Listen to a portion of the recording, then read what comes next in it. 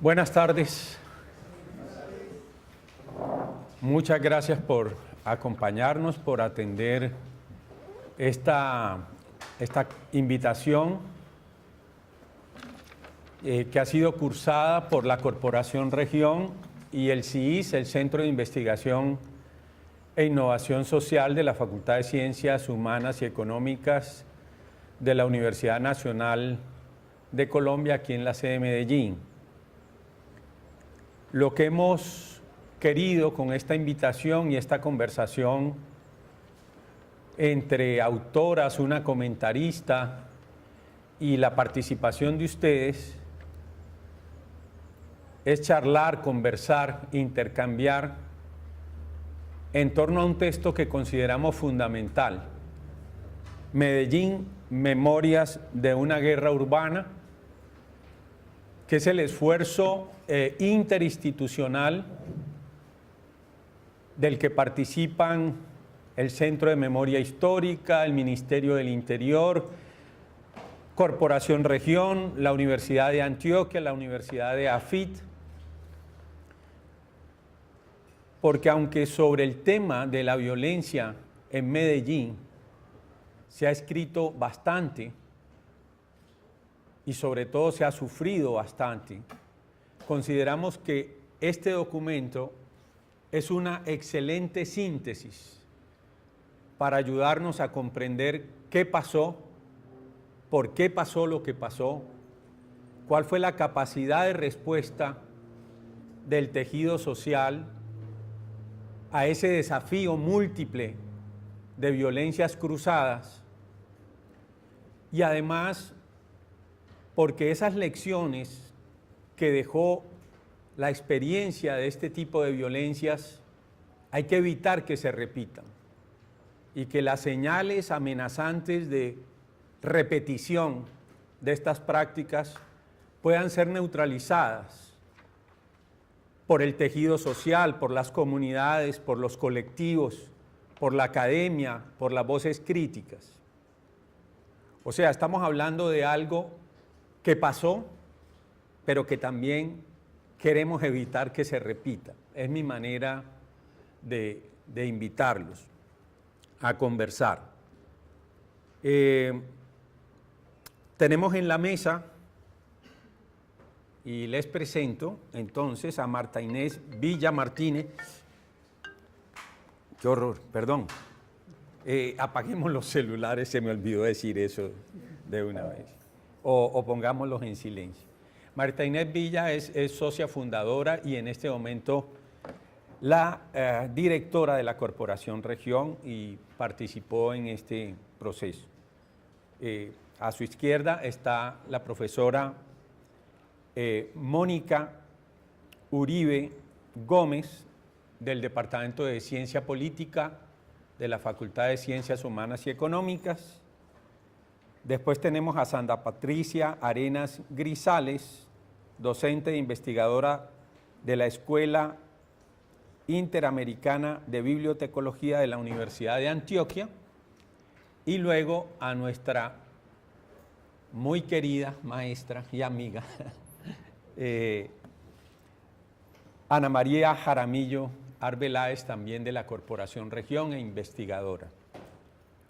Vamos a tener un método de exposiciones relativamente rápidas. Marta va a iniciar con un primer comentario y luego Sandra Patricia y Ana María completarán ese primer panorama, y después la profesora Mónica va a hacer un comentario y daremos la palabra al público para que participe, y yo trataré de guiar la conversación para que aprovechemos el tiempo. Así que de nuevo, con nuestro agradecimiento por la presencia de ustedes, la gratitud con nuestras expositoras esta tarde, iniciamos. Marta Inés Villa. Bueno, muchas gracias. Ellas van a tener este micrófono y yo tengo otro acá. No necesito prenderlo.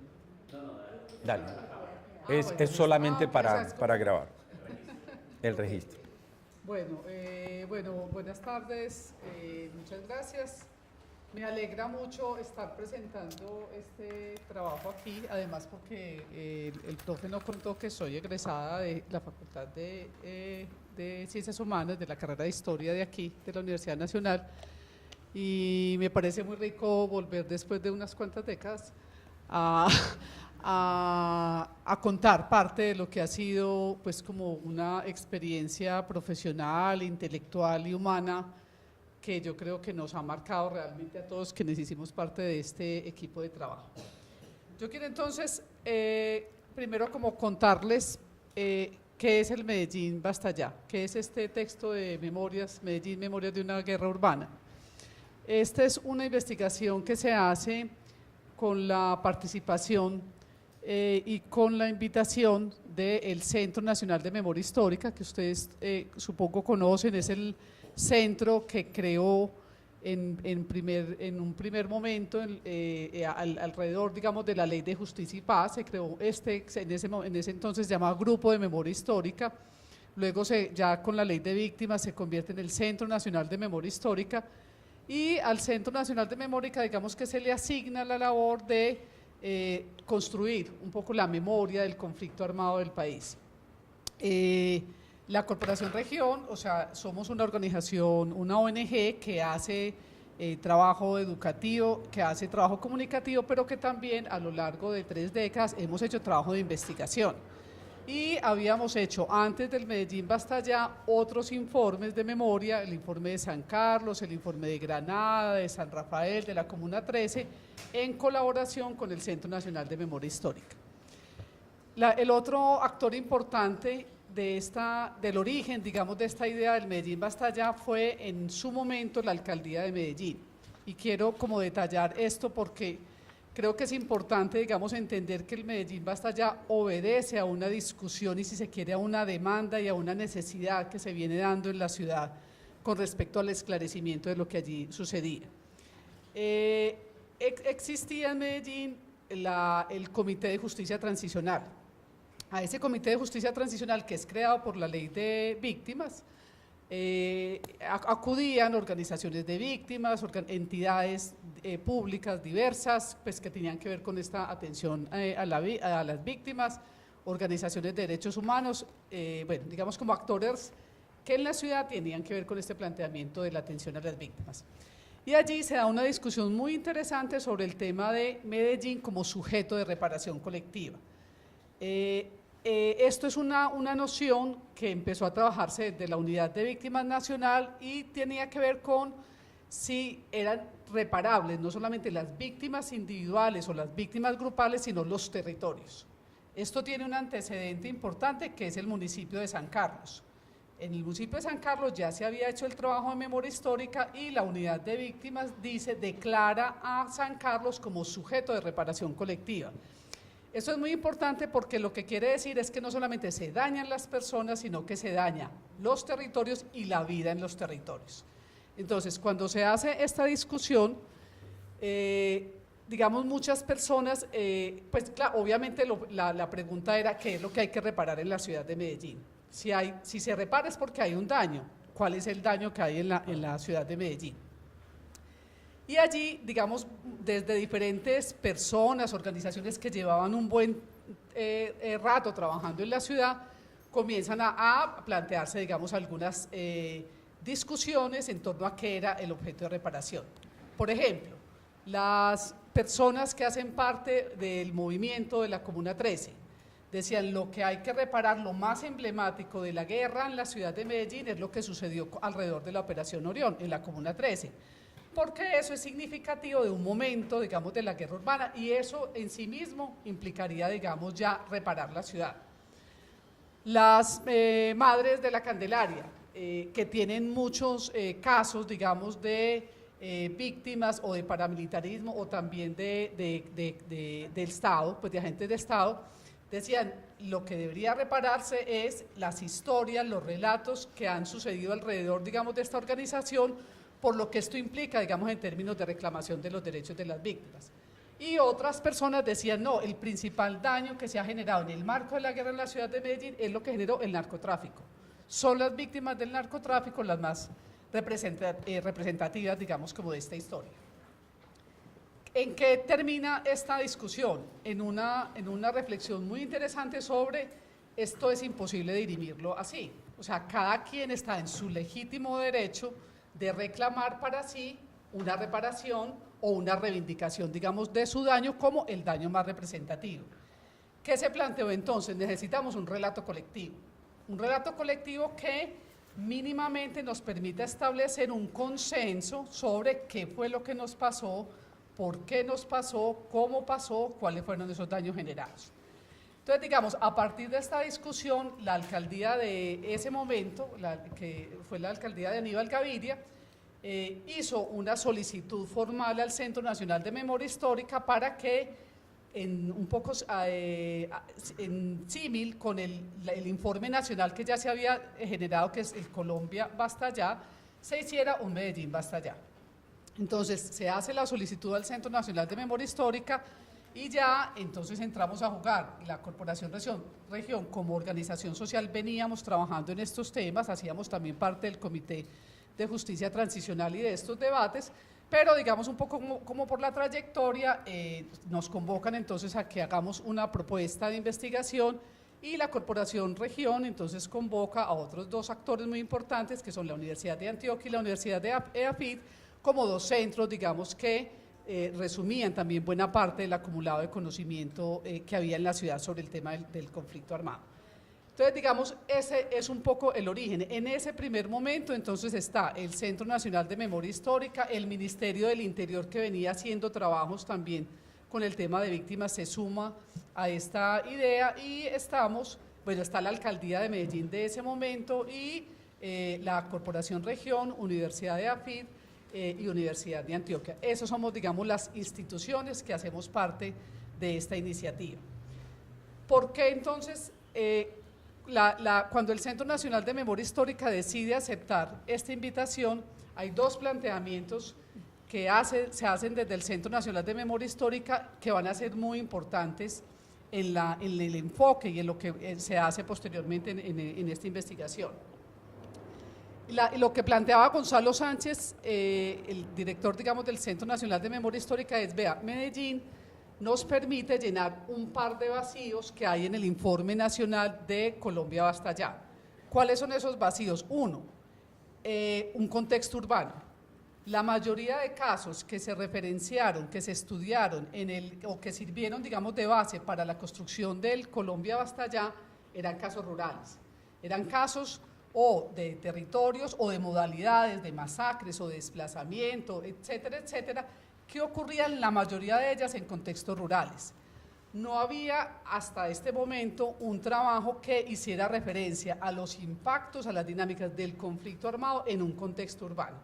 Entonces, al hacer, digamos, este trabajo, esto permitiría quizás dar algunas luces, ayudar a comprender qué ocurre con las ciudades, con los contextos urbanos en la dinámica del conflicto armado.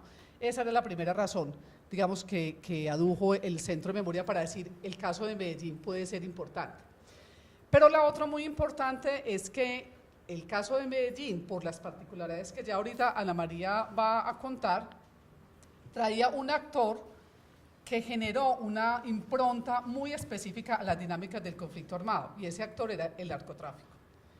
No es posible, el Colombia Basta Ya lo planteó, pero lo planteó como hipótesis, no lo demostró, porque no tenía trabajos para poder hablar sobre eso, pero lo que dijo, lo que decía el Colombia Basta Ya es, no se puede comprender el conflicto armado en Colombia sin el narcotráfico. El narcotráfico ha permeado las dinámicas de conflicto armado, ha permeado los actores, ha permeado los territorios. Comprender ese actor, no porque sea el actor determinante, ni porque sea el único actor, nos permite entender otra faceta, digamos, del conflicto armado, que no son los actores armados clásicos, guerrillas, paramilitares, fuerzas militares. Esa, digamos, fue la otra razón.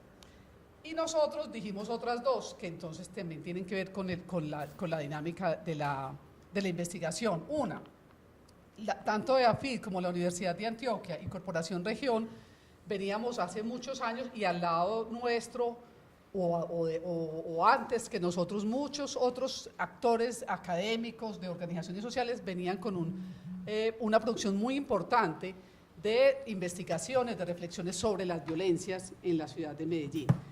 Había un acumulado muy importante. ¿Qué dijimos nosotros cuando hacemos el primer balance de ese acumulado? Entonces decimos dos cosas. Uno, es un acumulado que no cuenta con un relato, digamos, comprensivo, unificado de toda esa dinámica del conflicto, porque la mayoría de los relatos hacían referencia a la violencia en general, o a territorios o a actores específicos, es decir, habían trabajos muy importantes sobre el narcotráfico o las milicias o la Comuna 13 o la Comuna 8, pero no había un relato general, digamos, sobre la ciudad de Medellín. Ese era como uno de los planteamientos que hicimos. Y el otro es, miren, Medellín no solamente es una ciudad que ha padecido una de las violencias más cruentas, digamos, en el marco del conflicto armado en Colombia, sino una de las ciudades más violentas del mundo por violencias que anudan o anidan más bien no solamente la violencia legal, conflicto armado, sino la violencia criminal, digamos, que corresponde a otras dinámicas. Entonces, no solamente la ciudad de Medellín responde a esa dinámica, sino que Medellín también ha sido una ciudad que se caracteriza, y eso es un capítulo que ahorita les va a contar Sandra, porque yo creo que es uno de los aportes más importantes que hace este trabajo, es Medellín resistió en las épocas más duras de la violencia gracias a la acción y a la capacidad de respuesta que tuvo la sociedad civil.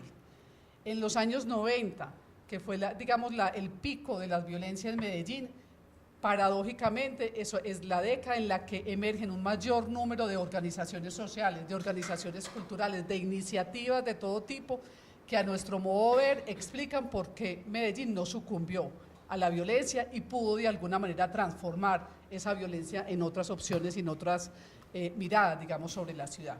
Esa, digamos, era el otro planteamiento que hicimos. Con esto, entonces, hacemos un diseño de la investigación que tiene un asunto que nos va a acompañar durante todo el trabajo y que acompaña pues también el resultado final, y es una discusión muy fuerte y muy difícil finalmente de resolver, y es el tema de cuáles son las violencias que se pueden asociar al conflicto armado y cuáles no. O sea, nosotros no íbamos a hacer una investigación sobre todas las violencias, sobre la violencia intrafamiliar, sobre la violencia callejera, sobre la violencia criminal. No, estábamos ligados a una noción de conflicto armado que hace referencia a unos actores que disputan un poder, que disputan, digamos, el dominio de un territorio, y ese, digamos, era un poco lo que nos tenía que guiar como en esa definición. O sea, no era un estudio sobre las violencias, sino sobre las violencias asociadas al conflicto armado. Esa delimitación la intentamos hacer todo el tiempo, digamos, desde las estadísticas, desde los territorios, pero aquí hay un asunto metodológico que es importante tener en cuenta, y es que la base de este trabajo principalmente es la memoria, son los relatos, las historias que la población nos contó.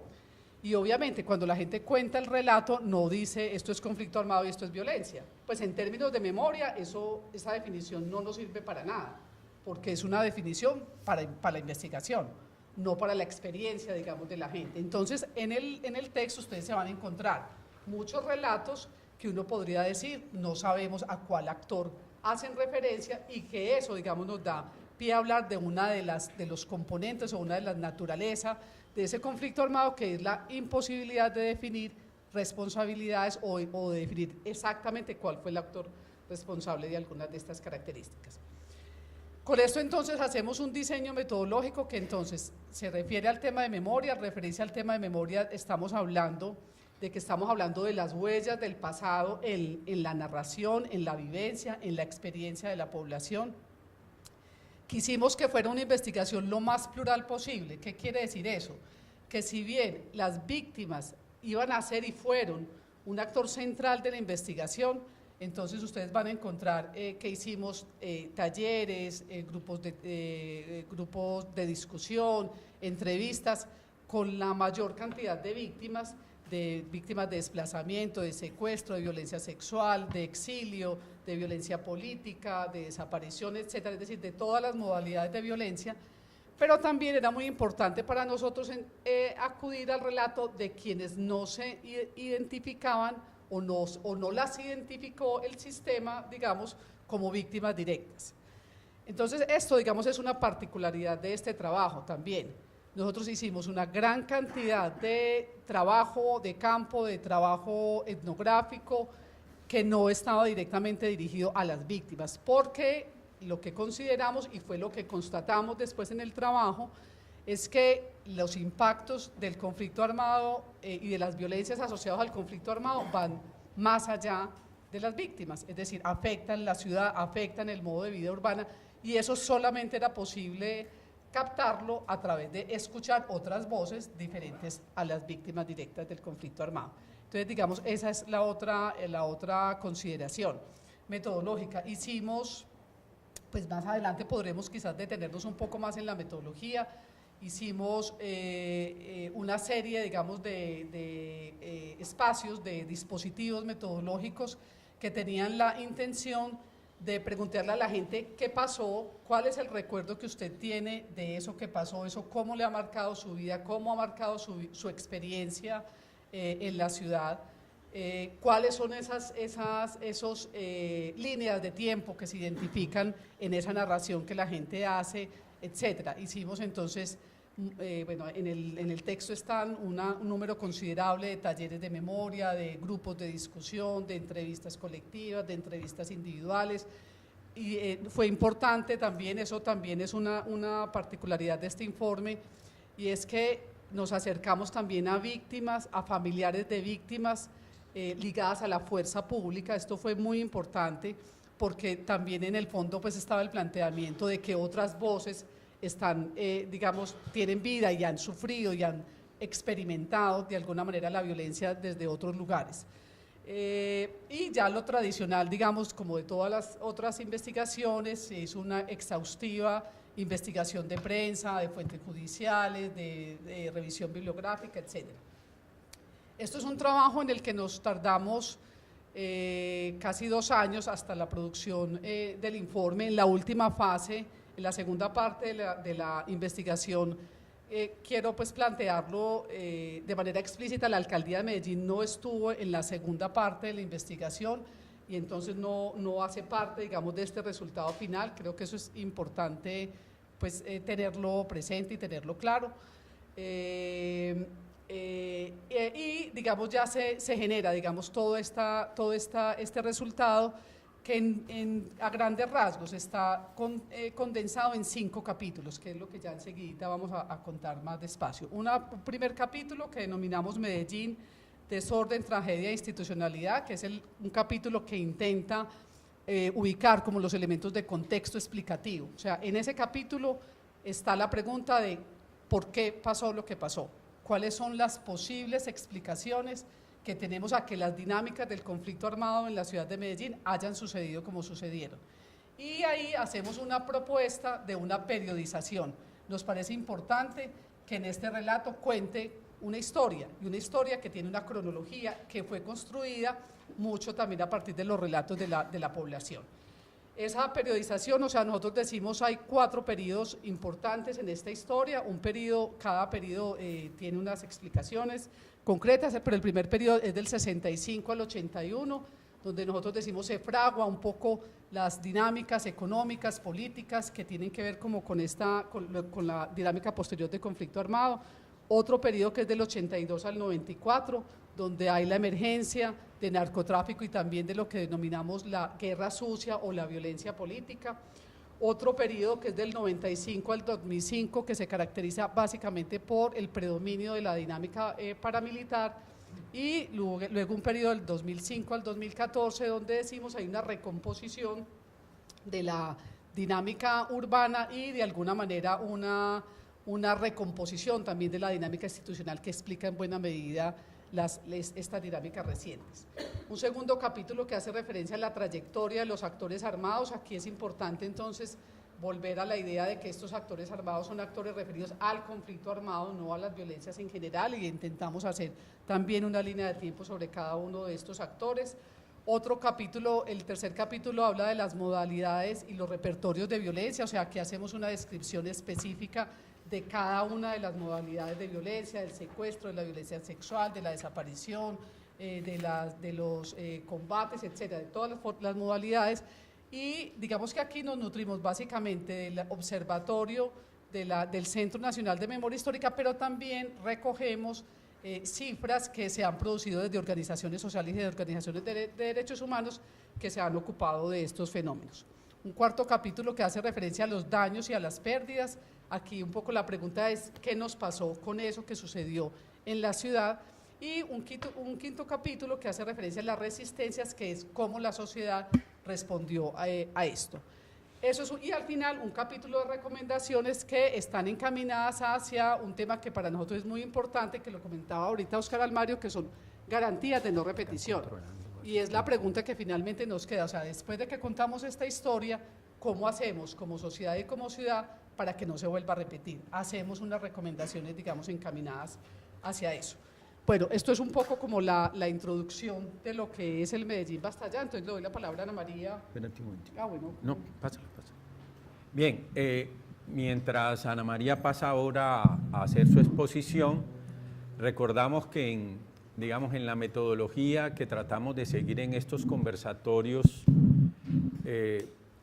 buscamos más el intercambio que las exposiciones muy extensas, precisamente porque queremos que el público interactúe en este caso con nuestras invitadas y que podamos entre todos profundizar en el diálogo. Por eso las exposiciones son, como lo acaba de hacer Marta, breves y conducentes al diálogo. A su vez, aclaro que estamos filmando para la televisión de la universidad, pero el micrófono no está saliendo pues amplificado para este auditorio. Y esperamos ahora que terminemos la ronda de exposiciones, darles unas recomendaciones para el diálogo que vamos a tener después de que ellas terminen. Entonces, ahora sí, Ana María. Bueno, muchísimas gracias, Óscar. Me encuentro muy complacida de estar acá también en la Universidad Nacional y en este auditorio en particular. Bueno, les cuento que yo también soy egresada de acá en la Universidad Nacional de la Maestría en Historia y tuve precisamente a Óscar Almario como uno de mis profesores. Bueno, yo voy a hacer aquí un intento algo difícil con el tiempo que tenemos disponible, pero es para darles a ustedes también una idea un poco más precisa de cuáles son como algunos de los aspectos centrales que se abordan en tres apartados del texto, que está referido a los elementos de contextualización, que está referido a los actores y finalmente a las modalidades.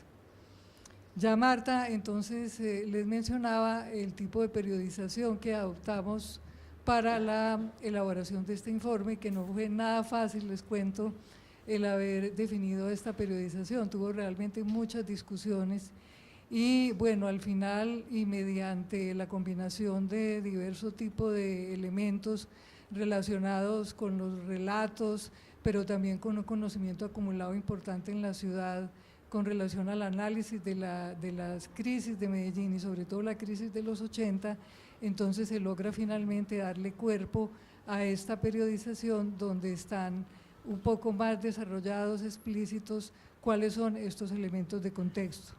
Entonces tenemos precisamente un primer periodo que va desde mediados de la década del 60 hasta el año de 1981. Se preguntarán ustedes por qué esta delimitación más específica. Precisamente porque tiene que ver con un aspecto muy importante en la historia de la ciudad y es precisamente la presencia de actores armados en la misma. Hay que recordar que precisamente los años 60 es un momento en donde emergen pues las guerrillas, ¿no? Tanto la guerrilla de la FARC como el ELN y también el EPL. Eso va a tener unos impactos también importantes en la ciudad, entonces eso deja ver ya una primera incidencia que tiene una dinámica nacional de conflicto armado en el país y la incidencia que tiene en la ciudad. Es por esto que estamos hablando desde mediados de la década del 60 y hasta el año de 1981, donde consideramos que hay un punto de quiebre muy importante que tiene que ver precisamente con el secuestro de Marta Nieves Ochoa y todas las repercusiones que eso trajo en relación a la problemática del narcotráfico, pero también al secuestro, a la configuración misma del fenómeno paramilitar. Pero bueno, hay algo más. En este primer momento también se conjugan una serie de elementos de índole social, económica y política que es lo que le va dando unas ciertas particularidades a la crisis que se va anudando en Medellín y que luego va a tener una agudización en el periodo siguiente. Nada más le señalo aquí dos elementos que son importantes entre los que se trabajan en el texto, y es lo que tiene que ver con un resquebrajamiento del monopolio tradicional y firme del catolicismo en Antioquia. Esto es supremamente importante, tiene múltiples repercusiones, y de otro lado también la problemática que se presenta en las mismas élites, en las élites locales, que hasta este momento realmente tenían una cierta hegemonía en la ciudad, pero esa hegemonía se va precisamente resquebrajando. Son unas élites mucho más fragmentadas y un divorcio importante, digámoslo, con la ciudad misma, con los problemas de la ciudad y con la misma clase política por las características que toma el fenómeno clientelista. En fin, son diversos elementos que allí se conjugan y que van dando cuenta de ese otro Medellín que va surgiendo precisamente a partir de los años 60.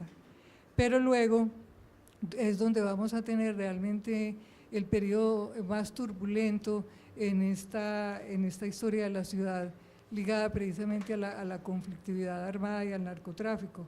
Y es el periodo que va precisamente entre el año de 1982 y el año de 1994.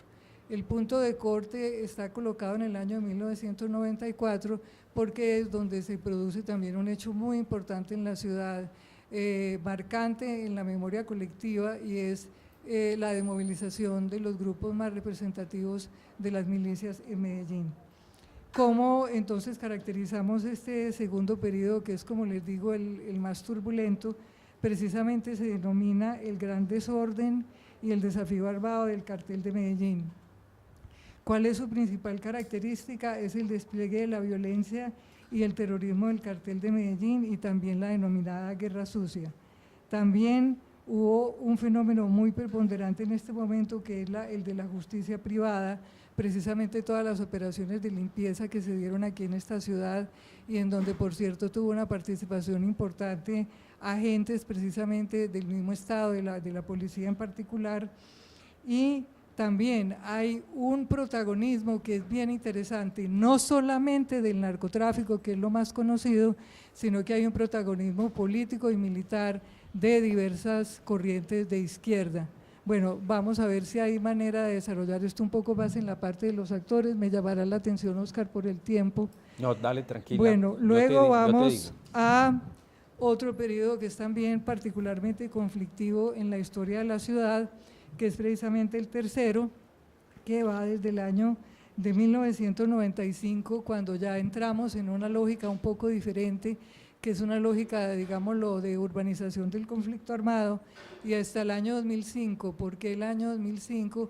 Porque es el momento en donde culmina el proceso de movilización paramilitar con los bloques, ¿no? El bloque Metro, el bloque Cacique Nutibara y finalmente el bloque Héroes de Granada. Entonces, ¿cómo se configura este periodo?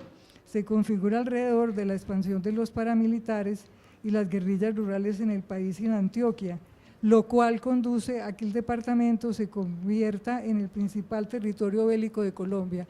Es muy importante tener en cuenta esto, o sea, la manera como el conflicto armado se agudiza en Antioquia y en particular en algunas subregiones. Una de ellas, precisamente la región del oriente antioqueño, que lo que acontece en el oriente va a tener repercusiones también muy importantes sobre la ciudad. Medellín entonces fue el centro geográfico y logístico de este conflicto y se convirtió en un importante objetivo de disputa militar entre organizaciones paramilitares, en donde precisamente el narcotráfico juega allí un papel central. Es decir, una de las particularidades aquí también de Medellín es la manera como se anuda precisamente el fenómeno paramilitar con el narcotráfico, justo en un contexto urbano, y también el protagonismo que va a tener en este momento las mismas milicias y las guerrillas. Entonces, también es un periodo turbulento, pero que va a tener, digámoslo, unas características un poco distintas al periodo que estamos considerando anteriormente, que era el periodo del gran desorden.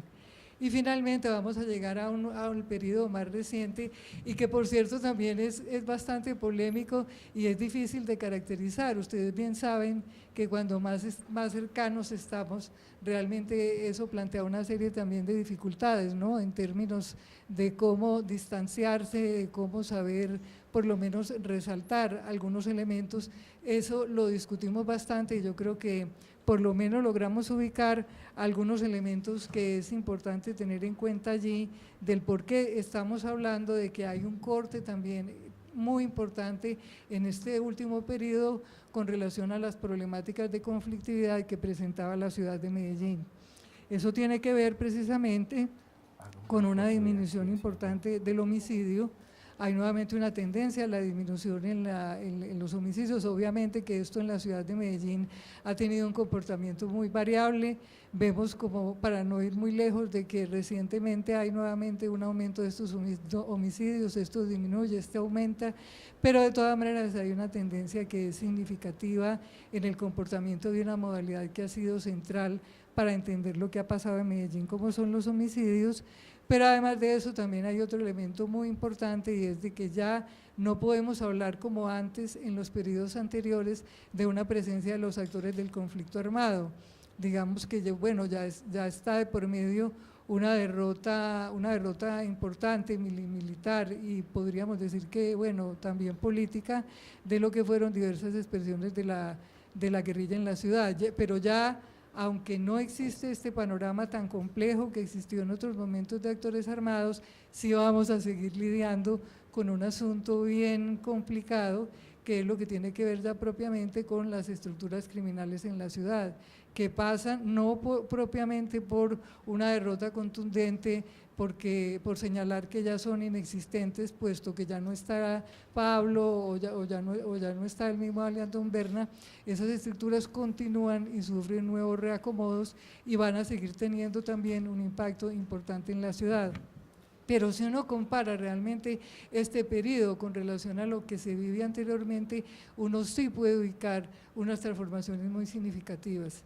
Entonces realmente nos parecía que era muy interesante y sobre todo para nuevas generaciones que poco o nada realmente saben sobre qué había, digámoslo, en los 60, es que ni habían nacido, pues los 60, los 70, los 80, incluso los 90, que puedan tener un relato, digámoslo, de conjunto y que vaya mostrando de una manera muy dinámica estas transformaciones que ocurren en la ciudad de Medellín. Bueno, paso, ¿qué tiempo tengo, Oscar? Sí. Bueno, me da mucha pena con el manejo del tiempo, pero bueno, en relación a la trayectoria de los actores armados, ¿qué podemos decir?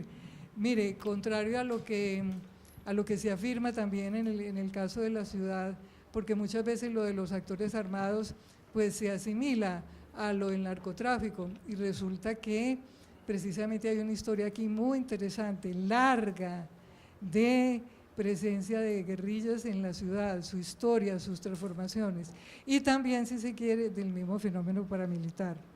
Entonces, lo que podemos decir al respecto es que en Medellín ha habido muy diversas expresiones guerrilleras, milicianas, que es un fenómeno que tiene sus similitudes con la guerrilla, aunque no del todo, ahí hay unas diferencias que son importantes. Ha habido entonces estas diversas expresiones guerrilleras, milicianas y paramilitares, pero claro está que no siempre han tenido el mismo peso en la dinámica urbana y en las confrontaciones, en las dinámicas del conflicto armado en la ciudad. Muy a grosso modo, ¿qué podríamos decir con relación a esta trayectoria de actores armados en la ciudad en cada periodo? Porque bueno, aquí somos coherentes, cada quien en lo que le correspondió elaborar en este informe, somos coherentes precisamente con el manejo de la periodización que está esbozada en un comienzo, o sea, eso es un elemento de contextualización, pero también es un marco de referencia para todos los desarrollos específicos que hay en cada capítulo. ¿Qué podemos decir del primer periodo de 1965 a 1981? La ciudad fue importante en términos de que aquí se avanzó en un proceso de conformación de redes de apoyo a los frentes guerrilleros del EPL y el ELN que empezaron a operar en Antioquia. Recordemos, en el caso del EPL, en el noroeste y el nordeste del ELN, y ello se vio además favorecida por un auge del movimiento estudiantil, del sindicalismo independiente y de las mismas protestas que fueron protagonizadas por los habitantes de las zonas de ladera en la ciudad, que luchaban contra intentos de desalojo y abuso policial.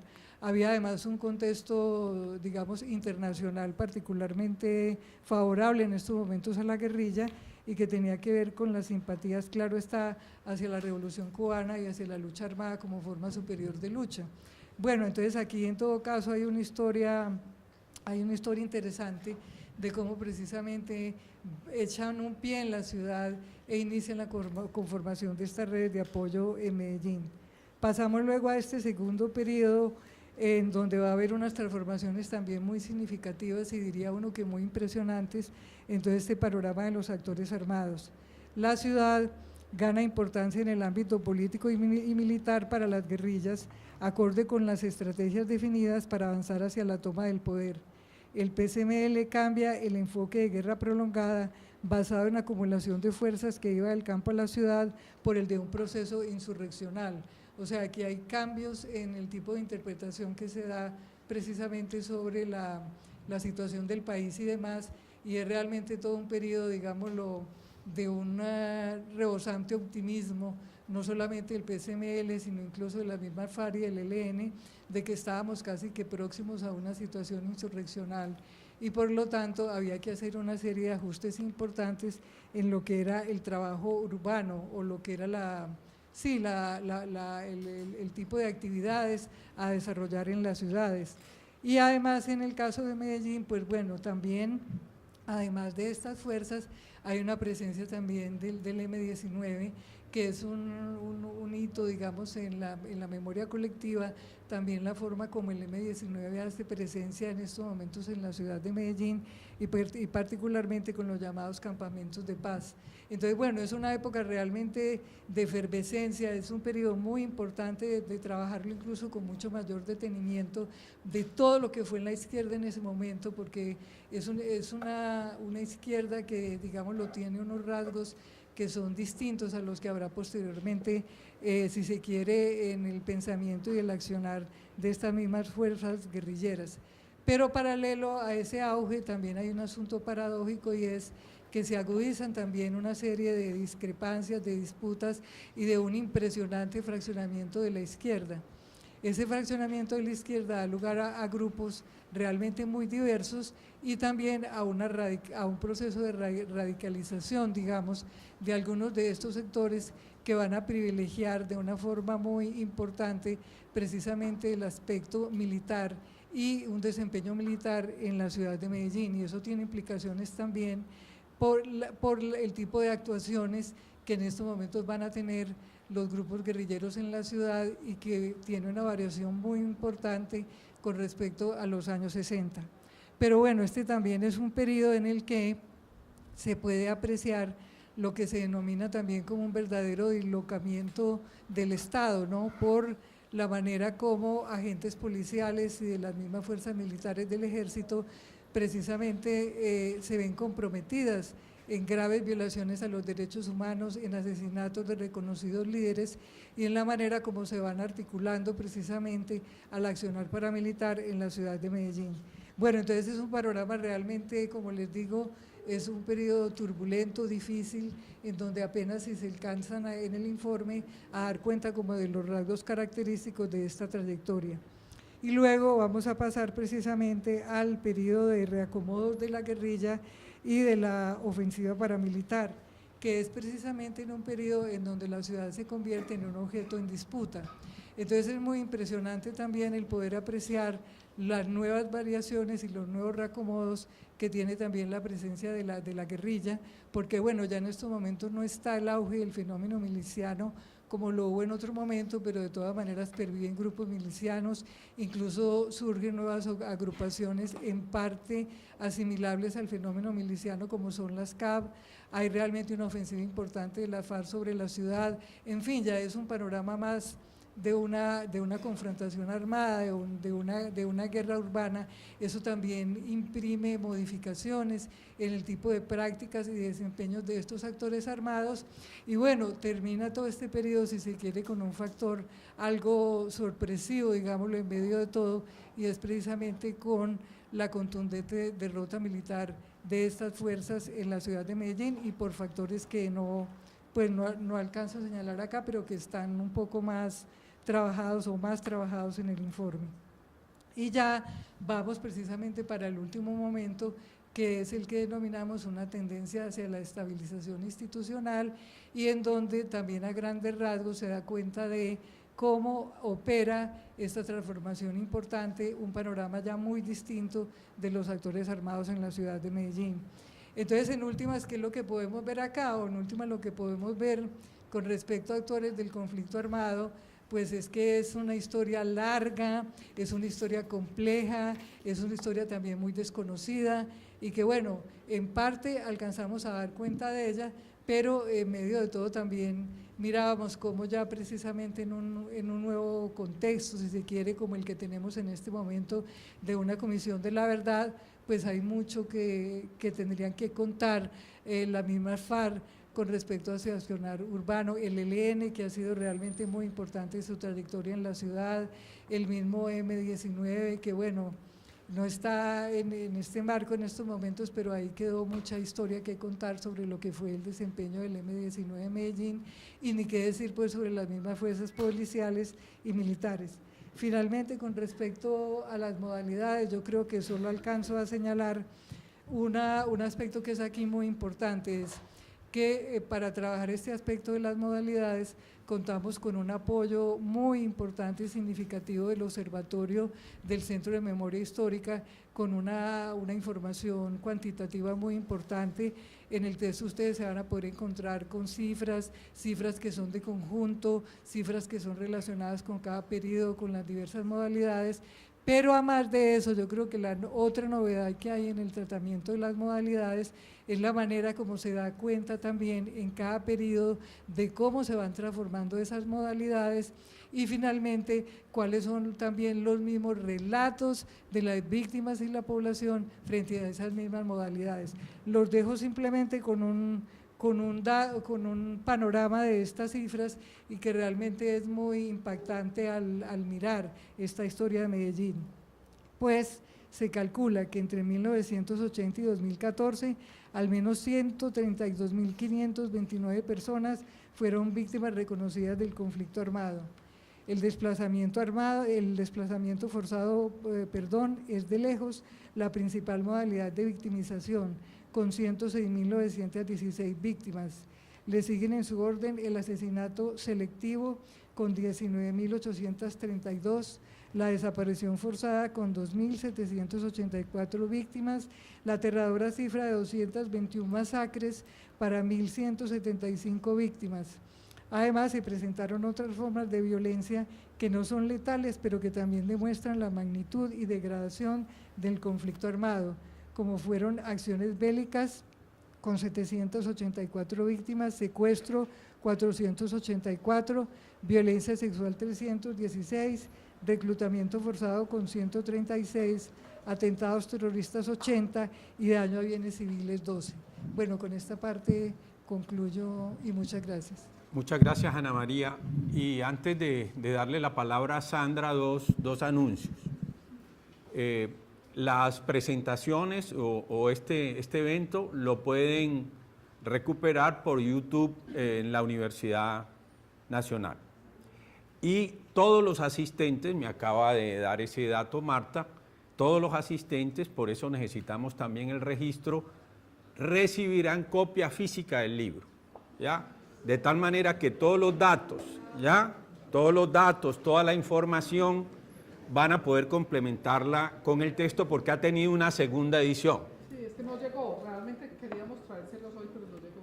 Entonces, luego les decimos cómo vamos a hacer ese operativo, y continuamos ahora sí con Sandra. Buenas tardes, muchas gracias por la invitación. Vamos rápidamente a abordar los dos últimos capítulos, que es el capítulo de impactos y el capítulo de resistencias y sobrevivencias. El capítulo de impactos es un capítulo que es novedoso porque incluso dentro del mismo centro no es algo a lo que, pues recientemente sí, pero la tradición no estaba tan dada a evaluar estos impactos. Entonces, tratar de pensar cuáles han sido los impactos, los daños para una ciudad como Medellín representó todo un desafío dentro del equipo de investigación. Y aquí se tuvo muy presente el relato de las personas que participaron de todo la investigación dentro del trabajo de campo. Y hay entonces una serie de palabras que llaman poderosamente la atención en esos relatos. Por ejemplo, el miedo, la desconfianza, el sufrimiento, la sensación de culpa y de vergüenza, la estigmatización, el rencor, el odio, la venganza, la limitación, la coacción y la sensación de estar entre varios fuegos. Entonces, lo más característico y digamos lo que está más presente en esa memoria de los ciudadanos de Medellín es esa idea del miedo. Vivimos en una ciudad y la vivimos con miedo, la habitamos con miedo. Tenemos, y en ese periodo de tiempo pues, que está cubriendo la investigación, esa referencia al miedo es muy presente. Miedo a la calle, miedo al otro, miedo a lo público, miedo a lo diferente. Y eso lleva entonces a una serie de comportamientos que implican un poco encerrarse, volverse al interior de las casas. Hubo muchos relatos donde, especialmente en la década de los 80 y los 90, las personas nos contaban cómo la casa se volvió el refugio. Las reuniones tenían que ser dentro de las casas, la calle producía miedo, el centro de la ciudad daba miedo. Recuerden que era un momento de todo el terrorismo del narcotráfico, donde la calle en sí misma implicaba un riesgo real de muerte. No era solo la posibilidad de ser atropellado, era un riesgo real de muerte. Entonces había una sensación de miedo permanente en las personas. Y esa sensación de miedo nos llevó a cambiar muchas de las rutinas y de las prácticas cotidianas, desde los relatos de el temor, por ejemplo, de algo tan simple como ir a un bar de salsa, hasta la idea del temor de andar por la calle a cierta hora y encontrarse con un carro o con una camioneta o con un taxi con varias personas dentro de él. Entonces es esa idea de convivir con el temor. Y por lo tanto, la desconfianza frente al otro, la desconfianza frente al que piensa distinto, pero también la desconfianza frente al vecino. Esa desconfianza que nos llevó a que muchos de esos lazos que fueron primordiales para la construcción, como lo narraba ahora Ana, de muchos de los sectores de esta ciudad se construyó, o por lo menos buena parte de sus comunas, con base en la solidaridad, en el trabajo colectivo, en el trabajo comunitario, y el miedo al otro, las acciones del otro, la violencia, llevan a que muchos de esos tejidos que se construyeron durante esas décadas se rompieran. Y por el contrario, lo que pasara a predominar fuera la desconfianza frente al otro. Lo otro es la ciudad dolida, esa idea del sufrimiento, tan presente en buena parte de las personas que hicieron parte de nuestros talleres. Como lo decía ahora Marta, entrevistamos a víctimas, pero también entrevistamos y hicimos trabajo de campo con habitantes comunes de la ciudad, no necesariamente que se autodenominaban o que eran víctimas. Y sin embargo, la idea del sufrimiento y del dolor estuvo siempre muy presente, o porque lo padecieron directamente o porque lo presenciaron, porque fueron testigos, porque convivieron con eso su infancia o su adolescencia o su edad adulta, porque todos tenemos un vecino, un amigo, alguien próximo que fue víctima, porque todas esas limitaciones con las que tuvimos que convivir causaron un sufrimiento, un dolor en todos nosotros, una tristeza, esa idea de una marca, de una huella indeleble es esa del miedo y del sufrimiento también. Y por lo tanto hay una cosa muy presente y es esa sensación de, que es paradójico, pero es la vergüenza. Una idea de por qué pasó esto y qué hicimos para merecerlo. Entonces una cosa muy presente de la vergüenza y de una sensación de culpa. Porque además había muchos señalamientos, era muy frecuente que se señalara o se justificaran muchas de las acciones. En algo estaba metido, algo debía haber hecho, qué estaba haciendo ahí. Entonces eso lleva a una sensación de culpa, de vergüenza, que por tiempos y por momentos hizo que las personas se ocultaran y ocultaran lo que les pasaba por vergüenza y se fueran más hacia lo privado que hacia lo público para tratar de encontrar respuestas a esas preguntas que tenían. Y eso también llevó a sensaciones de odio, de rencor, de rabia, de intolerancia, y todos esos sentimientos iban generando y aumentando esos otros elementos que eran la desconfianza y la estigmatización. Las personas de tal barrio, las personas de tal posición política, las personas que se visten de cierta manera, que se juntan con estos otros, en fin, los señalamientos que están muy ligados a esa idea de la desconfianza y del miedo al otro, del miedo que el otro nos genera. Y todo esto también muy ligado entonces a una limitación en la participación, que se derivaba obviamente de los riesgos de la participación política, riesgos porque era evidente y pues la violencia política y la violencia social que hemos vivido digamos, eran razones para reconocer esos riesgos de la participación directa, hablar en público, señalar públicamente. Pues hoy es un día que estamos precisamente recordando los riesgos de señalar, de hablar en voz alta, de exigir acciones de las autoridades por la conmemoración del asesinato de Jesús María Valle. Entonces, hubo una serie de limitaciones para la participación política, que precisamente la presencia de muchos de esos actores armados dentro de los territorios llevaba a esa limitación, pero también el temor a las consecuencias que esa participación podía traer. Eso llevó también a una idea de que el Estado estaba entre varios fuegos, es decir, una institucionalidad que tenía que responder a fuertes demandas por parte de muy diversos sectores, de actores armados, de actores del narcotráfico, y que lo llevó incluso en un momento, Ana ahora muy brevemente lo mencionó, a una especie de parálisis del Estado. En el primer capítulo se muestra un poco como por un momento, especialmente en los 90, era como si la institucionalidad no tuviera la capacidad de dar respuesta a todos esos desafíos que la sociedad le estaba presentando.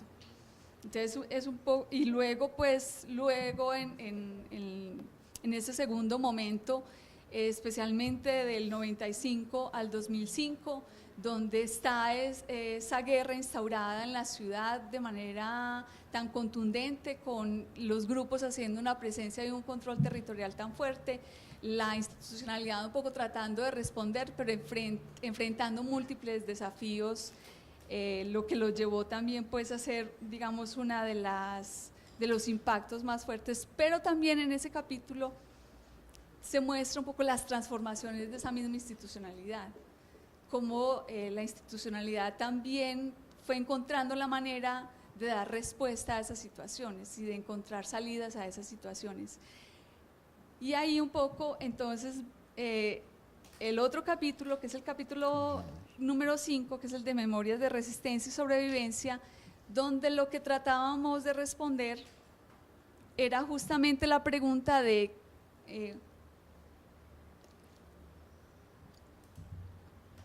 ¿qué hizo la ciudad para responder a esas violencias?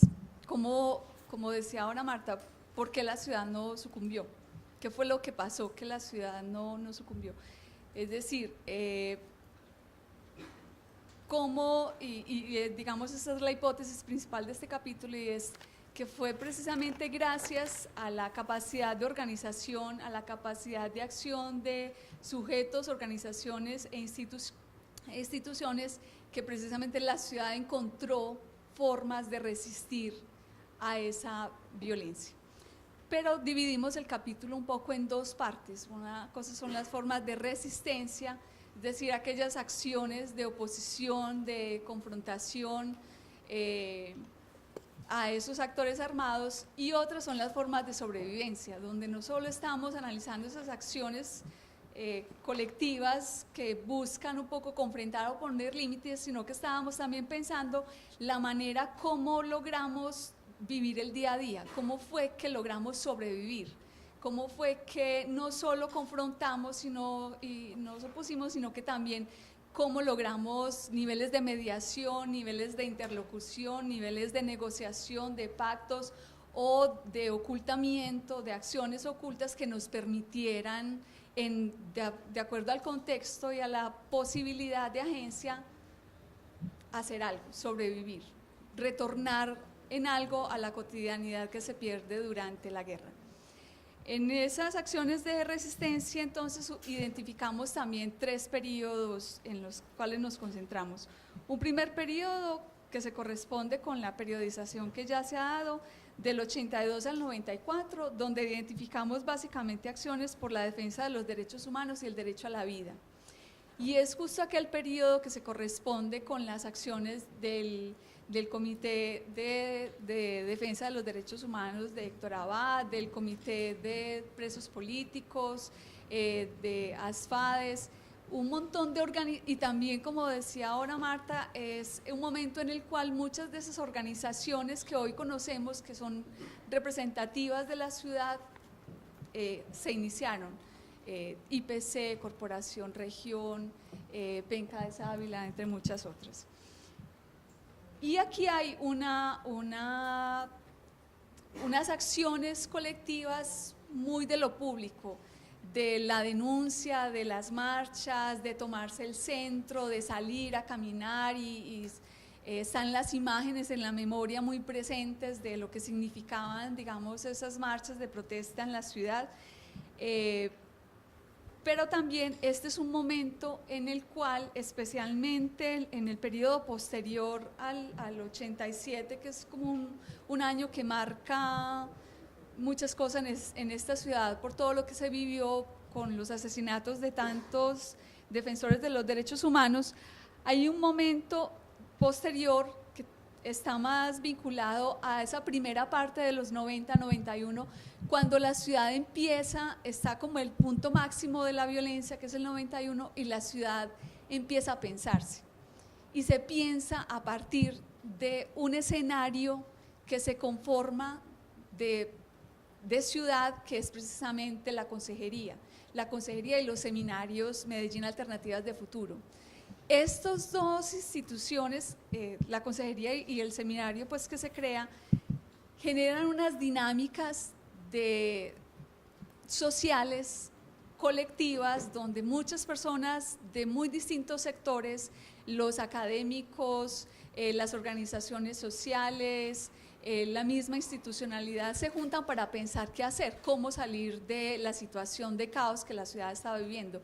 Y es algo así, o lo denomina incluso la profesora María Teresa como un pacto social, por pensarle salidas a esa situación. Pero además de ese pacto social, de ese momento, encontramos también otros momentos muy importantes, y son los pactos por la vida.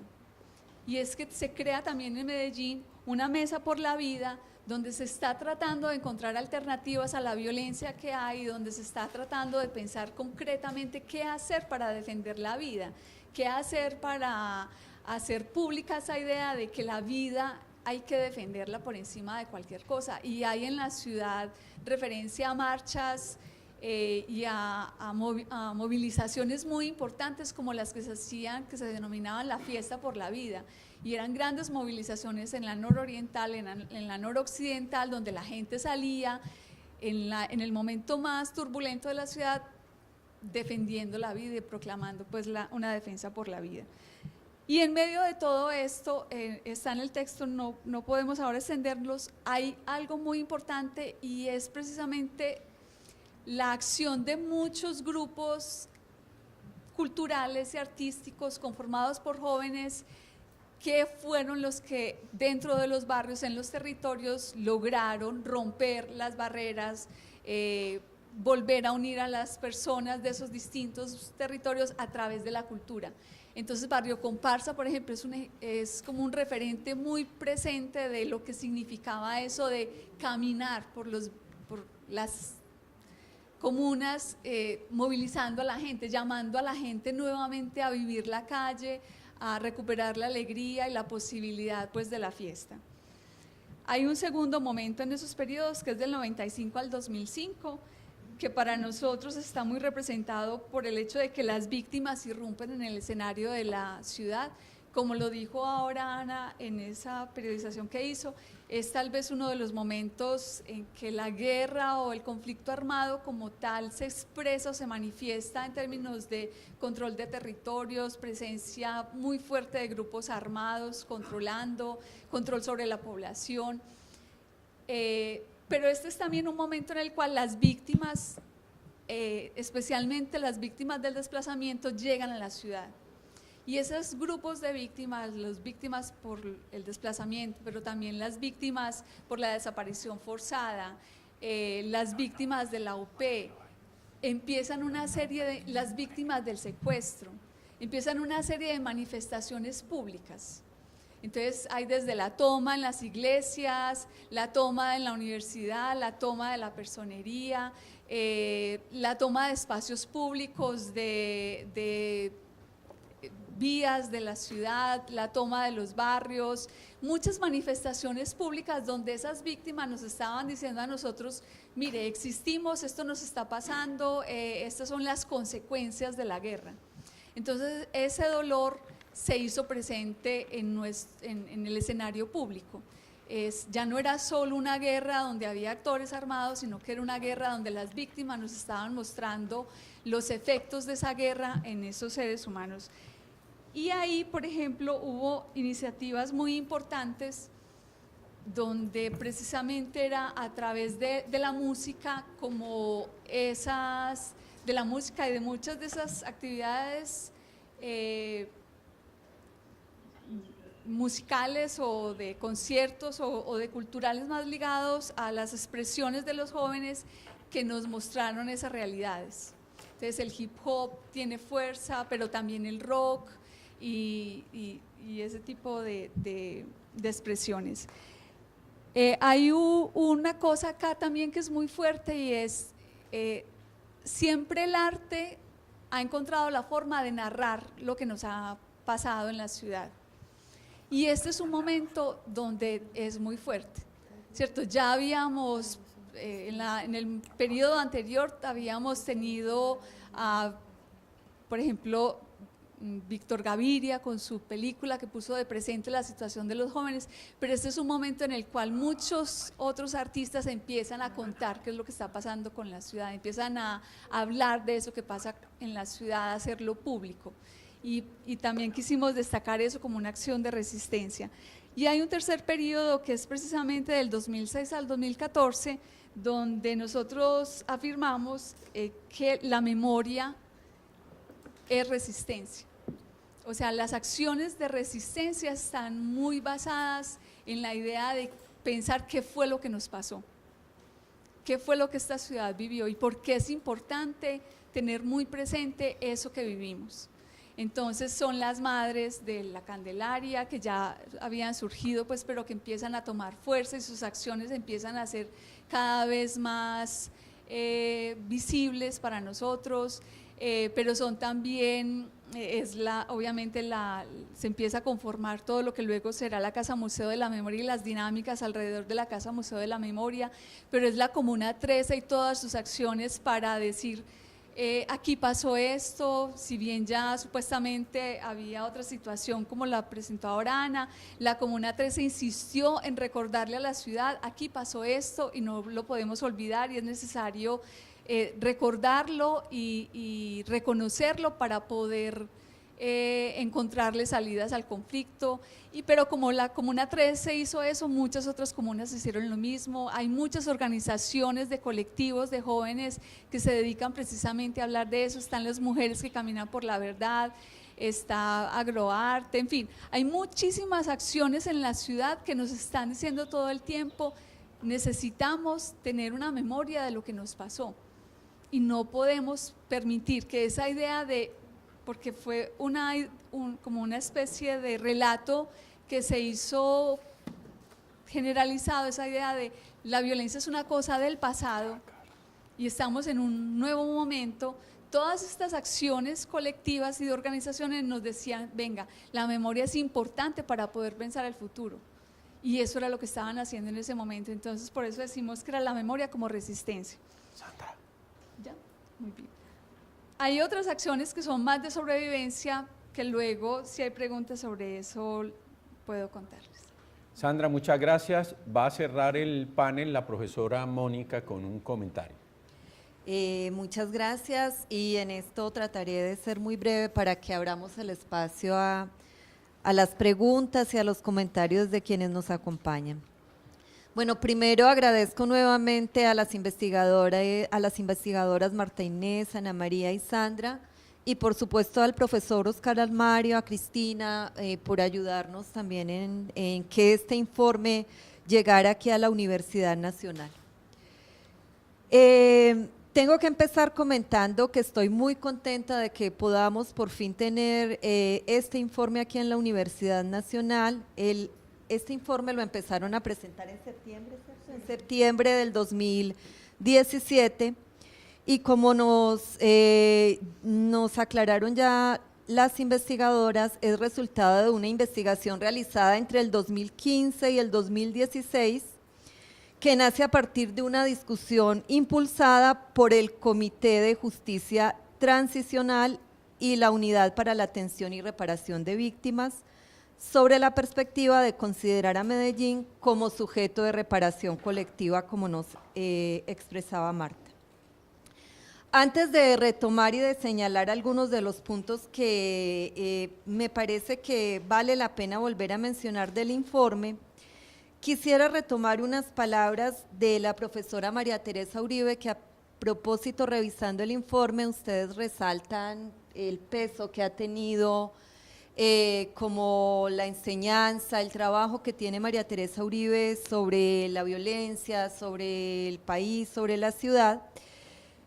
Y en un texto que se llama Las palabras de la guerra, publicado en el 2004, María Teresa nos dice: ¿qué le pasa a la historia cuando abandona el espacio seguro del acontecimiento, de las tramas cronológicas y de las cadenas causales?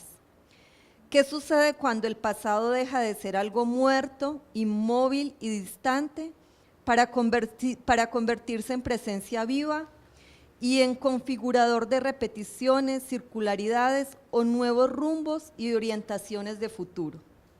¿Qué ocurre con la filosofía y con la ciencia política cuando se aventura más allá de las racionalidades y las normatividades y pasan a preguntarse también por las pasiones, los sentimientos, las memorias y las huellas, por todo aquello que permanece a pesar de los cambios y las grandes transformaciones sociales? Y la sociología, ocupada de las instituciones, las estructuras, los tipos ideales y los sistemas, ¿cómo se aviene con este móvil y cambiante universo de las culturas, los símbolos, las metáforas, los discursos y las palabras? Este recordatorio que cito, este no es un recordatorio que cito caprichosamente. Lo hago precisamente porque desde la academia creo aún tenemos muchos desafíos y me atrevería a decir deudas por enfrentar. Así como muchas historias, memorias y emociones por narrar. De alguna manera, el texto sobre Medellín, Memorias de una guerra urbana, tiene mucho que enseñarnos en este sentido. En él se nos muestran tanto cifras, las cifras por la violencia del conflicto armado que ha tenido la ciudad, como sus principales manifestaciones, repertorios, y lo que creo yo es uno de los apartados más importantes, que es este en el que se centra Sandra al final, y es este que tiene que ver con las resistencias diversas por parte de múltiples actores de la sociedad, como profesores, defensores de derechos humanos, organizaciones comunitarias, grupos de desplazados, madres que perdieron a sus hijos, líderes y lideresas de la ciudad, jóvenes, mujeres, homosexuales, transexuales, entre muchos otros. Todos ellos con gran valor y capacidad de resiliencia han buscado mediante la resistencia social y cultural hacer frente al miedo con expresiones artísticas, muchas de las cuales se han mantenido a lo largo de los años, de solidaridad y creatividad, lo que de una u otra forma ha contribuido a revertir los efectos catastróficos de esta larga guerra. El informe nos recuerda, que Medellín, la segunda ciudad más grande de Colombia, ha sido una de las que más ha sufrido el impacto del conflicto armado vivido a lo largo de poco más de 30 años, entre 1980 y 2014. Esta ciudad fue reconocida, como lo dice el informe, hasta mediados de la primera década de este siglo como una de las más violentas del país y del mundo. Este no muy honroso primer lugar fue consecuencia de la superposición de distintas violencias, la del conflicto armado, el narcotráfico, la violencia cotidiana y las distintas violencias que señalan las investigadoras. Las cifras que se mencionan en el informe son escalofriantes. Como lo decía Ana María, entre 1980 y 2014, al menos 132.529 personas fueron víctimas reconocidas del conflicto armado.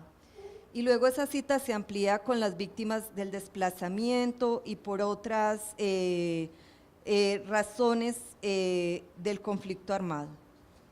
El informe también hace una periodización en la que no voy a profundizar porque ya se ha mencionado bastante, y quisiera más bien terminar con mencionar que en este ejercicio que quiso dar voz a las víctimas, a quienes han padecido las violencias. Para esto acudió a interesantes estrategias de investigación como grupos focales, entrevistas a profundidad, técnicas interactivas para reconocer las experiencias individuales, y los resultados nos permiten tener o tejer los vericuetos de esta violencia, de estas violencias que no terminan, que se transforman y que parece que muchas veces se reinventan. El informe sin duda aporta a la construcción de memoria colectiva y también, claro, a la memoria individual. Y aquí creo que es importante que en mi caso particular, al leer las páginas de este informe, me transportó de nuevo a los días de los carros bomba, entre finales de los 80 y principios de los 90. A las imágenes de masacres, amigos asesinados, a la sensación de un miedo que después de muchos años permanece. Y estos ejercicios nos permiten reconstruir y comprender el pasado, nuestros miedos, las lecturas que tenemos de la ciudad. Finalizo este comentario con el apartado de un libro que muchos de ustedes seguro conocen, que se llama El ruido de las cosas al caer, de Juan Gabriel Vázquez, que también para mí representó un poco este ejercicio que me recordó cuando leía parte de este texto, un ejercicio de memoria muy significativo. Cuando lo leí, vivía en una ciudad de México llamada Guanajuato, esto fue en el 2011, y donde a raíz de la guerra contra el narcotráfico había empezado una escalada de violencia similar a la de aquellos años en Colombia. Y en mí se despertaban los fantasmas de miedo incomprensibles. En la novela de Juan Gabriel Vázquez, él tiene un apartado que para mí fue como volver a esa memoria de ese pasado. Él dice: con la bomba de Avianca en 1989, supimos que la guerra también era con nosotros, o lo confirmamos por lo menos. Hubo otras bombas en otros lugares públicos, pero nos parecían accidentes. No sé si a usted le haya pasado igual. Me tomó darme cuenta del miedo, o mejor, de que esta cosa que me daba en el estómago, los mareos de vez en cuando, la irritación, eran puro miedo. Vivir así, pendientes de la posibilidad de que se nos hayan muerto los otros, pendientes de tranquilizar a los otros, para que no crean que uno está entre los muertos. Más de una vez me he preguntado cuánta gente de mi generación escapó a Madrid, Lima, México, etcétera. ¿Cuántos se hicieron temerosamente adultos mientras a su alrededor la ciudad se hundía en el miedo y el ruido de los tiros y las bombas?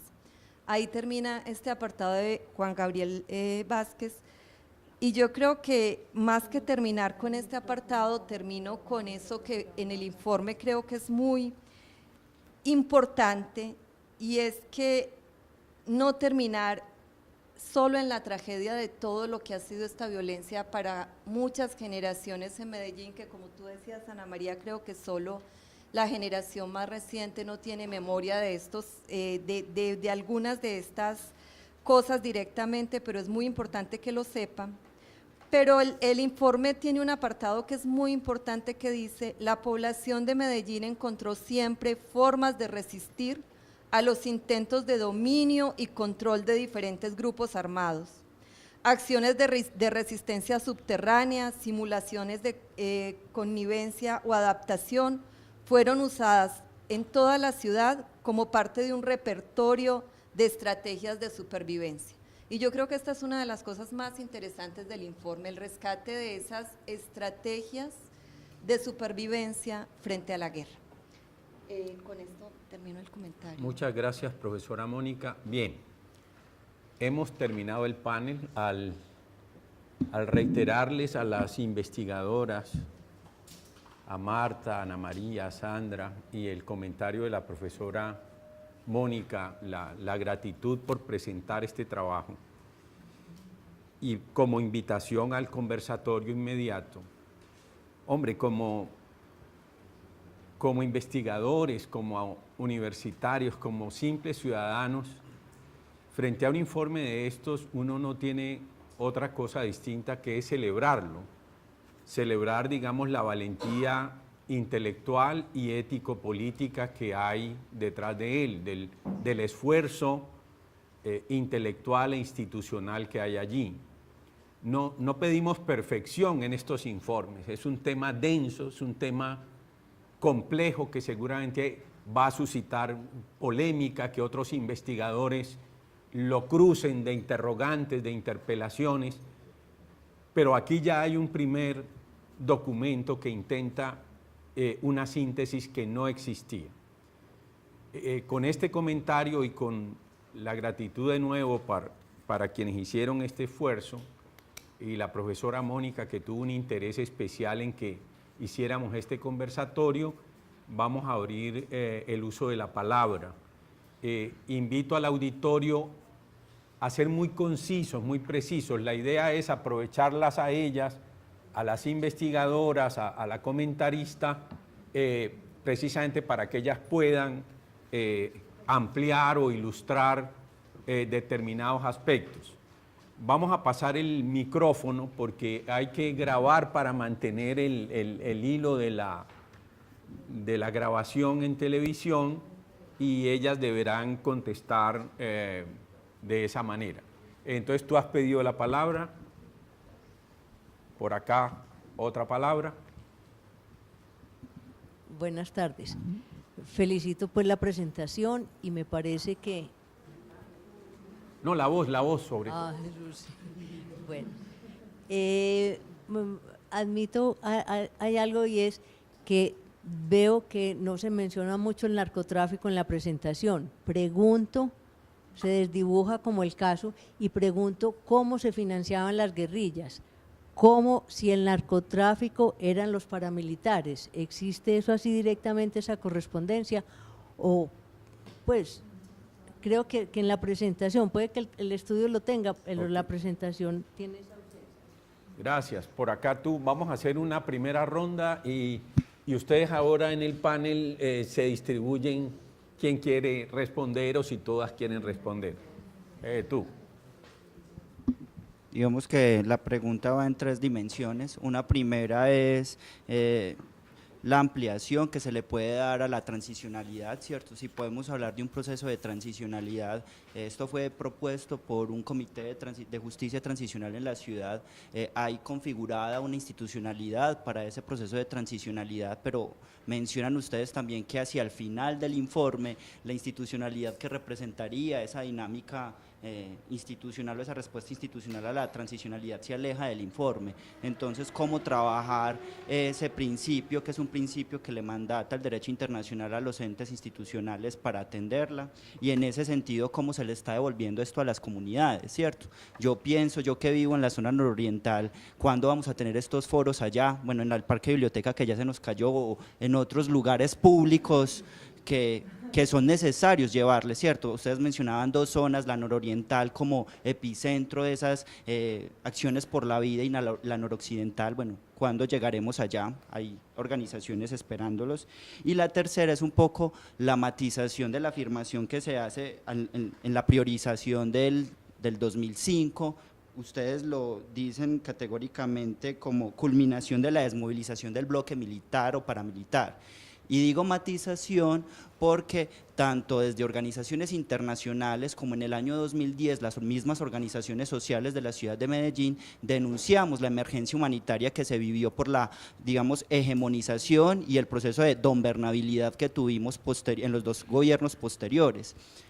Yo me he acercado un poco al informe, pero me pregunto por esa matización, porque seguimos reproduciendo de la institucionalidad como un cierre formal de ese ejercicio de violencia paramilitar, ese hito de la desmovilización del bloque Metro y el cacique Nutibara, pero que muchos reconocemos eso no se dio como tal. Entonces un poco quisiera problematizar como esas 2 o 3 dimensiones. Muchas gracias. ¿Hay otra palabra acá, por favor?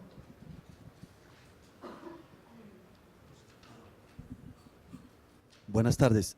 Bueno, lo primero que quisiera decir es que es delicioso escuchar una presentación con un rigor metodológico que es capaz de organizar el caos. Y creo que tiene cierta obviedad también porque quienes hacen la presentación y la investigación tienen voz de mujer. Es difícil poder hacer una presentación de ese orden si se hace desde el poder falocrático. Eso me ha seducido muchísimo. Y quisiera simplemente intentar como anotar, porque es una reflexión que traigo hace muchísimos años, pero que no he desarrollado, es dentro de esos hitos que ustedes desarrollan de lo que posteriormente se manifiesta en violencias, en múltiples violencias urbanas en la ciudad. Creo que es importante recuperar el hito de la crisis textilera generalizada que se da en Medellín. Es decir, hay unos procesos de construcción de barrios obreros, como una L Fordista en Bello a través de Fabricato, el tema de Coltefábrica en el pie de la comuna, ahí al lado de donde está ahora la Casa de la Memoria, en Rosellón en Envigado, en Coltejera en Sedeco, que son barrios que fruto de la crisis de 1975, a través de que la empresa fue vendida al grupo Ardiela Lule, que apenas empezaba su auge, en ese momento fueron desalojados. ¿Sí? Es un desplazamiento, uno de los grandes y primeros desplazamientos intraurbanos que se dan en el Valle de la Aburrá, pero que no está contado en ninguna parte, o al menos pues mentiras, yo no he tenido la oportunidad de leerlo, posiblemente está. Me parece que ese es un hecho importante porque una buena cantidad de estos habitantes desempleados fueron habitantes del pie de la montaña, de las comunas tanto nororientales como occidentales de la ciudad, y que de alguna forma podrían tener que ver, valdría la pena auscultarlo o investigarlo, con el nacimiento de procesos de resistencia diversos que se dieron en la ciudad y que se potenciaron posteriormente, me lo recordaba mi colega Santiago, con los procesos que se vivieron en la ciudad a partir de los procesos de privatización en el gobierno de César Gaviria, que también aumentaron y proliferaron ese tipo de cosas. Así que es una variable que me parece importante, que no sé si estará o no, pero simplemente me la recuerdo, pero quedo con unas ganas inmensas de poder sumergirme en el texto para intentar buscar otras cosas, porque parece que hay muchas. Fue una delicia poder estar aquí en la universidad escuchándolas. Muchas gracias a usted, señor. Profesora Cecilia Inés, y con este comentario hacemos una primera ronda de respuestas del panel, y si tenemos tiempo y todavía tienen ganas, hacemos una segunda ronda.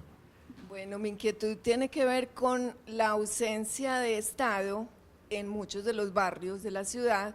De los barrios que ustedes mencionaron, fueron autoconformados, creados por allá desde las décadas del 50, en fin, donde veíamos como las partes altas de los barrios, comuna nororiental, noroccidental. Posteriormente supimos de la comuna 13 y de una posterior formación, pero la llegada de la consejería presidencial a esos lugares, digamos, fue una primera, por fin, digamos, presencia estatal en barrios en los que a duras penas habría como institucionalidad oficial, no sé, una escuela, un centro de salud y casi cero llegada del Estado. Entonces, cuando ustedes manifiestan la acción de la consejería, lo expresan como una acción muy ciudadana, pero también es importante ahí reconocer una acción estatal formal que permite esa entrada. Y también el rol que, por ejemplo, las universidades, la Universidad de Antioquia, la Universidad Nacional tuvieron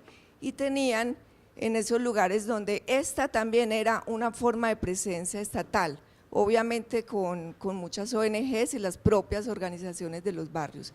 Pero interesante analizar esa presencia desde la Presidencia de la República hacia Medellín. Muchas gracias. Bien, no sé si ya el panel se puso de acuerdo sobre si quieren escoger alguna, el panel se pone de acuerdo sobre cómo responder, o quien quiera pues sintetiza. Yo contesto algunas porque ya sabe, cada una sabe cuál le toca hacer. Ok. Porque nos entendemos así. Pero bueno, no, en honor al reconocimiento, no, muchas gracias por la alusión al panel femenino. Yo también me alegré mucho cuando vi el cartel, me di cuenta. Pero pues con un moderador, ¿no? Con un moderador, por eso. Hay que ser incluyentes. Pero de este equipo también hicieron parte 3 investigadores que hicieron un aporte pues muy importante, pues investigadores principales, pero en el equipo de jóvenes, que quiero resaltar eso porque también hubo muchos investigadores jóvenes, investigadoras jóvenes, que hacen un aporte muy importante a este trabajo. Pero dentro de los investigadores, pues Jorge Giraldo, Pablo Bedoya, Manuel Alonso de la Universidad de Antioquia, tienen pues un aporte total en este trabajo, pero está bien hoy representarlos aquí. Bueno, como de lo que han planteado dos cosas, una sobre el tema de la institucionalidad que mencionabas, pues realmente esa pregunta tendríamos que hacérsela a la alcaldía, pues a la institucionalidad. En las recomendaciones hay una serie de recomendaciones que competen a diferentes instancias, tanto de la alcaldía, de la fiscalía, Secretaría de Educación, el mismo Museo Casa de la Memoria. Nosotros hicimos entrega formal y oficial del informe a la alcaldía de Medellín, pero la verdad no ha habido respuesta formal de su compromiso, digamos, con la implementación de las recomendaciones, y bueno, creo que con eso tenemos que contar como ciudad. Y con respecto al tema de difusión, el informe también recomienda esto. Digamos que ahí hay un asunto que compete un poco pues como a las posibilidades ya institucionales. Estamos haciendo pues las difusiones que podemos, vamos a los lugares que nos han invitado y que podemos hacerlo, pero realmente se requiere una estrategia de comunicación y difusión más intencionada, que llegue a las escuelas, que llegue a los centros educativos, que llegue a los centros territoriales, y estamos pues como un poco en esa conversación con el Centro Nacional de Memoria Histórica, pero aquí de nuevo el faltante, digamos, de la alcaldía, como en esta apuesta, realmente tiene impacto pues en las limitaciones que tenemos para la difusión.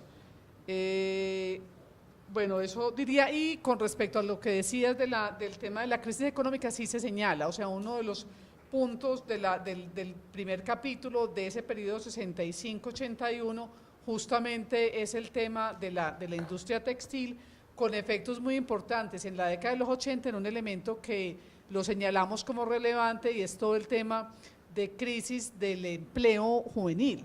O sea, eso está totalmente conectado también al significado que ocupa el narcotráfico como casi única forma de ascenso social en la ciudad y tiene que ver, digamos, totalmente con esta crisis que, como sabemos, es una crisis que se expresa en lo económico, pero que tiene también que ver, que también lo señalamos en el libro, con una pérdida, con un quiebre del lugar de la élite en la ciudad, que es élite económica, pero también es élite política y élite cultural, que tiene, digamos, un quiebre en su capacidad de direccionamiento y de responsabilidad frente al proyecto de ciudad-región. Esos dos comentarios son. Bueno, muchísimas gracias y muy interesantes todas las observaciones. Yo muy brevemente voy a señalar lo siguiente. Bueno, primero, Constanza, muy importante tus observaciones y sobre eso qué puedo yo aclarar en el momento. Efectivamente, el tema del narcotráfico está allí y es importante, pero con una diferencia. Con respecto a otros trabajos que se han hecho sobre el narcotráfico en Medellín, y por cierto muy buenos, es de mencionar, por ejemplo, el trabajo tan completo de Gerard Martin, Medellín, Tragedia y Resurrección, que está centrado íntegramente, pues, o muy buena parte, en todas las transformaciones del narcotráfico. Y precisamente Gerard fue uno de los asesores muy importantes de este informe.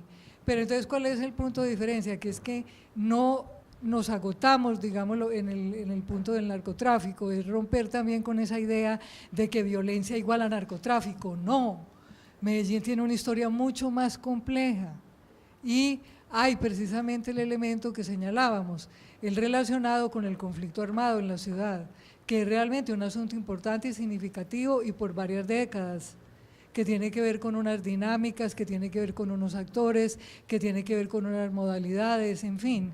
Entonces era precisamente como el propósito de dar una mirada más completa, digamos, y más compleja de la ciudad y romper como con ese estereotipo que hay de Medellín, violencias, actores, todo íntegramente copado por el narcotráfico. Ahora, son, claro está, fundamentales las interrelaciones entre el narcotráfico con los actores del conflicto armado, por supuesto. Y eso es precisamente lo que se intenta desarrollar con mayor detalle, ya propiamente al leer el texto, la manera como precisamente los paramilitares se van, bueno, es una articulación desde el principio, digámoslo así, con el mismo fenómeno del narcotráfico, ¿cierto? En los años 80, lo que fueron Carlos y Fidel Castaño, que estaban metidos de lleno en el narcotráfico, pero que también estaban dando las bases precisamente para el desarrollo de todo un proyecto paramilitar y la obsesión que ellos en particular tenían con la ciudad de Medellín desde la década de los 80, porque consideraban que era precisamente en la ciudad donde estaban los cerebros de la guerrilla que había que buscar y que había que ajustar cuentas con ellos. Y posteriormente, pues bueno, ni se diga lo que acontece ya con esas recomposiciones del narcotráfico y el fenómeno de Don Berna. Entonces ahí está precisamente esa articulación, pero también en el caso de las guerrillas. Yo hace un rato les hablaba precisamente del tema del M-19, que es que ahí hay un asunto muy complicado y muy enredado, precisamente de relaciones del M-19 con Pablo Escobar, pero también de otros grupos de guerrilla que precisamente en el interés de obtener recursos tuvieron una serie de cruces, digámoslo así, con el narcotráfico. Y nada más ni nada menos que lo que ocurre posteriormente cuando hay estos, digamos, vasos comunicantes, estas fronteras tan fluidas entre los propios actores, de quienes en algún momento fueron integrantes de la guerrilla, luego pasan a los paramilitares, son unas trayectorias increíbles que van pues pasando por guerrilla, por milicia, por convivir, finalmente por paramilitares. Entonces ahí está como toda esa entremezcla tan particular que se teje en la ciudad. Y en cuanto a lo que anotabas a alguien acá también con respecto al fenómeno de desmovilización, sí, claro, ¿cómo? Del 2005, sí. No, se señala como un hito porque, es decir, hay efectivamente una desmovilización de esos bloques. Ahora, claro está, no fue la desmovilización total, cabal y completa, como ocurrió también en el 94 con la desmovilización miliciana. Pero de todas maneras es un hito, digamos, el que aquí en la ciudad de Medellín se hubiera convertido en dos momentos distintos en escenario de movilizaciones. Si bien eso tuvo unas continuidades muy problemáticas, tanto en el caso de las milicias como en el caso de los paramilitares, y ahí también hay alguna referencia a lo que fue precisamente el frustrado experimento de la Corporación Democracia. Bueno, para hacer referencia a lo que comentaba sobre la consejería, tiene razón, es muy breve el tiempo como para exponerlo todo. Cuando hablamos del pacto social nos referíamos precisamente a ese momento en el cual en Medellín, en el 91, finales del 91-92 y hasta el 95, si no estoy mal, se presenta una serie de conjunción de muchos actores sociales pensando qué se puede hacer por Medellín, cómo hacer para transformar esta ciudad. Y ahí, como decíamos, las organizaciones sociales, las personas del común, las universidades, la de Antioquia y la nacional, y la institución, digamos, en la cabeza del consejero, María Emma, y luego el profesor Orlando Melo, pero también obviamente la alcaldía, todo lo que pusieron para generar ese espacio de diálogo que nos permitiera encontrarle salidas a lo que estaba sucediendo en la ciudad. Entonces hay un momento que está citado acá en el libro, donde precisamente en ese primer seminario Medellín Alternativas de Futuro, la profesora María Teresa nos muestra qué significaron esas mesas de diálogo previos al seminario, qué significó todo ese proceso de juntarse para pensar alternativas, lo que llevó finalmente a ese primer seminario, donde todas esas experiencias se ponen en diálogo. Y de ahí surgieron cosas muy importantes en la ciudad que todavía hoy, por ejemplo en la nororiental, quien lo mencionaba, todavía hoy estos chicos que entrevistábamos de la nororiental, que bueno, hoy no son tan chicos, hoy tienen 40 años, pero en su momento ese proceso fue transformador. Y ellos nos dicen cómo justo la llegada de la consejería y la llegada de todo ese dinamismo en términos del arte, de lo comunitario, de la organización, transformó sus vidas y les permitió tener una vida distinta a la de muchos de sus vecinos o amigos. Pero lo que es más interesante y que en el libro está es que no son las únicas, no es el único momento en el que la ciudad tiene como esa conjunción de actores. Hay otro momento muy importante, es el de la Mesa por la Vida. Esa mesa tenía una configuración supremamente plural y eso le dio a la mesa todo el potencial que tuvo.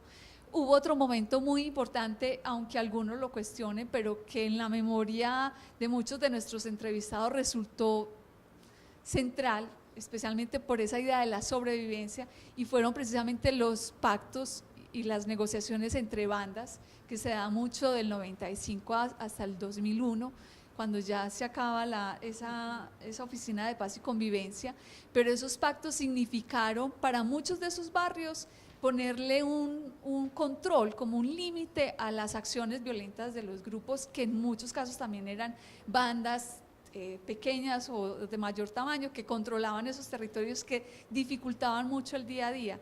Hubo otra parte, por ejemplo, donde la institucionalidad fue muy importante, pero como siempre esa conjunción institucionalidad, organizaciones, es por ejemplo la unidad de víctimas. Una institución tan importante en esta ciudad, tan representativa de esta ciudad, se da precisamente por la posibilidad de que un montón de organizaciones sociales de víctimas, especialmente los desplazados, pues que ahí tuvieron un gran protagonismo, pudieran encontrar en esa institucionalidad un espacio de diálogo, un espacio posible para encontrar otras salidas. Y otro momento importante es la Casa Museo de la Memoria, que también representó esa posibilidad de un espacio para hablar de Medellín y de lo que había pasado. Entonces, solo algunos ejemplos. Una anotación ahí para terminar, y es que pues simplemente para dejar la idea de que esto no es pura endogamia, o sea, esto no sucede pues por puro movimiento local, sino que también hay una conexión con dinámicas nacionales. O sea, tanto por el lado del conflicto armado, pues Ana María no da tiempo, pero en el texto está la dinámica de los actores armados en Medellín se corresponde también con una dinámica nacional.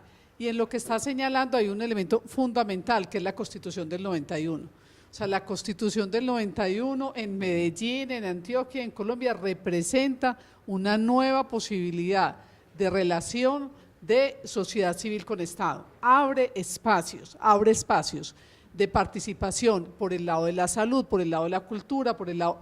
Entonces, de alguna manera, lo que sucede en la ciudad es producto también de eso. La Consejería Presidencial para Medellín es creada por el Estado Nacional, en la respuesta que hace el gobierno nacional a la crisis de la guerra desatada contra entre el narcotráfico y el Estado.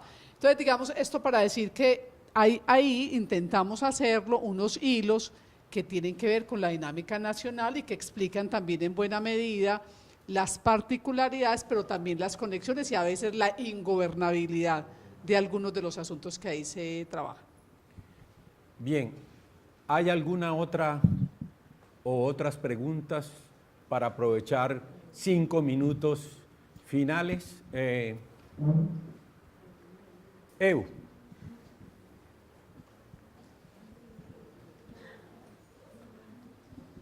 Buenas tardes, pues primero agradecer a las investigadoras por la investigación y a la facultad también por abrir el espacio. Me parece muy importante que en la facultad estemos compartiendo y discutiendo sobre estos temas.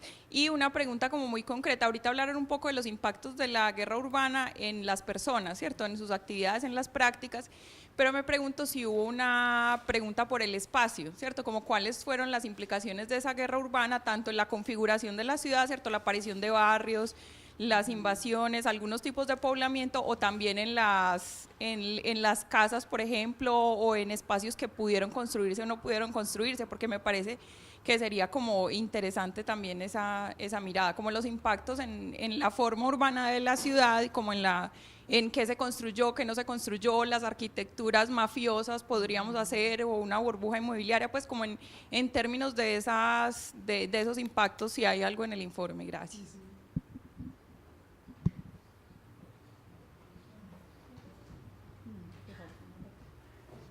Sí. Pues miren, Perdón. digamos, hay varias alusiones, pues como al tema, digamos, de espacio y de territorio, dijéramoslo así.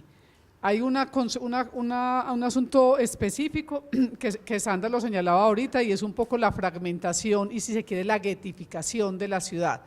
O sea, eso tiene que ver con, en versión moderna, fronteras invisibles. O sea, el tema de no poder usar la ciudad, no poder recorrer la ciudad, el tema de la disputa por el control territorial es una, digamos, de esas consecuencias de un ordenamiento social, digamos, del territorio, que no es el ordenamiento jurídico, sino ese ordenamiento social que se hace también a la luz de esos poderes armados. Esa, diría yo, es una de las lecturas, posibles lecturas de lo que estás señalando. Lo otro que planteas con el tema del narcotráfico, digamos, hay una alusión al tema cultural y cómo a todo este tema, digamos, de una cierta estética, una cierta… una estética que es en el modo en los cuerpos, en la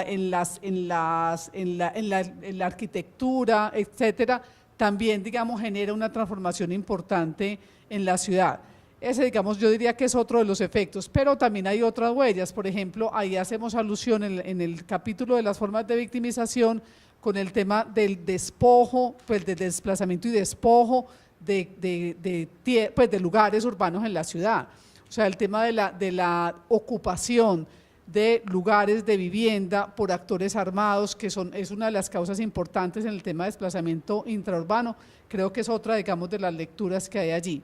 Pero creo que es más que, digamos, hacer un tema a profundidad, creo que lo que se ofrece son pistas para una lectura que podría hacerse mucho más a profundidad sobre esa dimensión que me parece súper importante. Bien, voy a cerrar el conversatorio. En el 2013, el investigador David Kilcullen publicó un libro muy interesante, que yo sepa, no traducido todavía al castellano o al español. Mi traducción sería algo así como Fuera de las montañas, el origen o el comienzo de una nueva era de la guerrilla urbana. Este investigador tomó una serie de eventos de las guerras contemporáneas, como Siria, como Afganistán, para mostrar que las guerras del futuro cambiaban la lógica campo-ciudad por la lógica más bien de la guerra urbana. Obviamente que eso tiene que ver con un cambio en la demografía global, con una nueva reorganización del sistema capitalista global y del papel de las ciudades. Posiblemente su trabajo, que lo recomiendo, por lo menos en su versión en inglés, mientras se traduce, sea desesperanzador en el sentido de que lo que vaticina es guerras urbanas. Pero quiero dejarle al panel y al auditorio la pregunta si también el escenario puede ser otro, y no el de la guerra, sino las ciudades como espacios para nuevos pactos sociales. Es decir, si hoy el 80% de los colombianos vivimos en ciudades, ¿qué vamos a hacer para que ellas sean vivibles y para que no se cumpla el pronóstico de Kilcullen de que las guerras próximas serán necesariamente urbanas? Serán urbanas si no somos capaces de transformar los conflictos y las agendas en nuevos pactos. Y posiblemente este informe, en uno de los componentes más fuertes, que es la demostración de que la ciudad tuvo una capacidad en medio de las asimetrías, de las desigualdades, porque ellas no han desaparecido. Esta sigue siendo una ciudad, como todo el país, enormemente desigual, terriblemente desigual, excluyente, pero en medio de esa asimetría la ciudad privilegió unos acuerdos para tener el derecho a la ciudad y el derecho precisamente a la vida. Entonces, digamos que frente al horizonte sombrío de Kilcullen y a manera de cierre, propongo un escenario más esperanzador, pero no inocente, porque todo depende de la capacidad negociadora, concertadora, en torno a una agenda que nos permita convivir, existir en la ciudad, coexistir en la ciudad. Y obviamente para las panelistas sí pido finalmente un aplauso como gratuito. Muchas gracias. Gracias. Hemos terminado, les llegará un informe de cómo llegan al libro.